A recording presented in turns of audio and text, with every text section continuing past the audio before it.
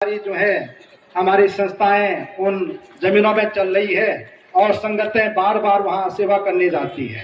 तो इस परंपरा को आप सबको आगे बढ़ाना है। मैंने ये बातें अपनी जो युवा पीढ़ी है उनको इसलिए मैं कह रहा हूं कि वो इस परंपरा को निरंतर जो है आगे बढ़ाते रहें। इसके बाद मैं अपने गुरु महाराज सदगुरु श्री महंत इंद्रेश दास श्री महाराज का भी जिक्र करना चाहूंगा। उन्होंने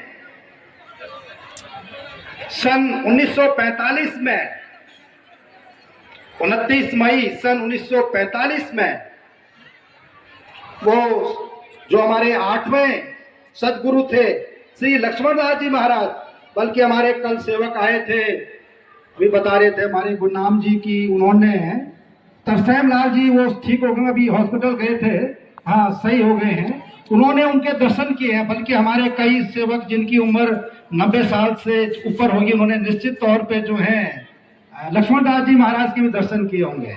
तो वो उन्होंने बड़े महाराज जी की जो है जो गद्दी नसनी 1945 में हुई थी ब्रिटिश कालीन में, उस समय भारत आजाद भी नहीं हुआ था, 1947 में भारत आजाद हुआ, तो उन्होंने दर्शन तीसरी पीढ़ी के उन्होंने दर्शन कर दिया। तो उनको लिए भी तालियां बजा लें कि जो इतने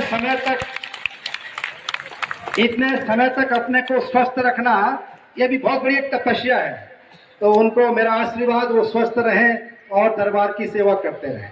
तो 1945 में सदगुरु इंद्रेश दास जी महाराज ने इस गद्दी को सुशोभित किया और 55 सालों तक सन 2000 तक जो है उन्होंने दरबार की निष्काम निस्वार्थ सेवा की और शिक्षा के लिए उन्होंने अभूतपूर्व योगदान दिया और अपने कार्यकाल में 100 से अधिक स्कूल खोले।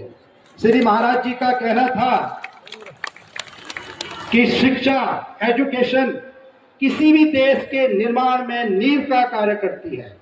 तो उन्होंने अपने दम पे, महाराज जी बहुत बड़े जो है शिक्षाविद थे और उस समय इलाहाबाद यूनिवर्सिटी में उन्होंने बहुत अच्छी एजुकेशन ली थी। बल्कि जो हमारा चोचा साहिब है उधर लाहौर में अब चला गया है, वहां भी महाराज जी 7 वर्ष रहे और उदासीन संप्रदाय जो है और संतों की किस तरह से परंपरा होती है वहां उन्होंने दीक्षा ली और मैट्रिक परीक्षा उन्होंने वहां से पास की। उसके बाद वो इलाहाबाद यूनिवर्सिटी में रहे और बहुत अच्छी, जब दिल्ली दरबार के लिए, औरंगजेब के दरबार के लिए उनका रथ जुता था, बल्कि इस पे बैल और घोड़े जुते नहीं थे, तो रथ ने पूरे नगर परिक्रमा कर ली। तो ऐसे महापुरुष जो है श्री गुरु रामराज जी महाराज हुए हैं। तो हम एक ऐसे महान योगी संत के जन्म दिवस को मनाने के लिए यहाँ पे सब एकत्र हुए हैं। आप सबका स्वागत है। तो आप जानते हैं कि औरंगजेब के जो दरबारी थे उस समय का जो शासन काल था बहुत अत्याचार से भरा हुआ था और हिंदू समाज में बहुत हताशा और निराशा थी।